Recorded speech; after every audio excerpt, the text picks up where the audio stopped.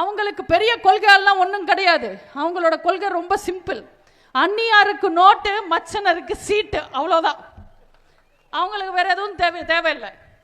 Premalatha election season வந்தா போதும், கட்சியை தூக்கிக்கிட்டு ஆபீஸா போய் பேரம் பேச ஆரம்பிச்சிடுவாங்க.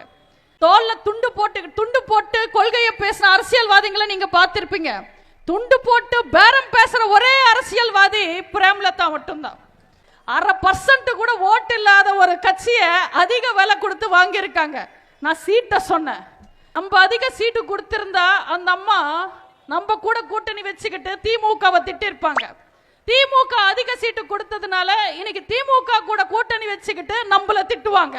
திட்டுறதுக்காகவே ஒரு கட்சியை நடத்துறவங்க பிரேமலதா. அவங்க கிராமத்துல எல்லாம் பாத்தீங்கன்னா ஒரு ஒப்பாரி குரூப் இருக்கும்.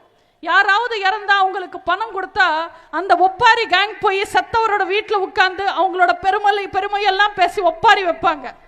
அதே கேங்குக்கு கொஞ்சம் அதிக பணம் கொடுத்தா அவனை கொன்னவன் வீட்டுக்கே போய் உட்கார்ந்து ஒப்பாரி வச்சுக்கிட்டு பாடுவாங்க. அப்படி ஒரு ஒப்பாரி கேங் லீடர் தான் பிரேமலதா. நீங்க கழுது கிட்ட போய் 500 ரூபாய் நோட்டு கொடுத்தா அது ஒன்றும் கடைக்கு போய் 2 பண்டில் பேப்பர் வாங்கிக்கிட்டு பொறுமையா சாப்பிடாது. அந்த 500 ரூபாவை அப்பவே மின்னிடும். அவ்வளோதான் அதோட அறிவு. அதே மாதிரி தான் தேமுதிக.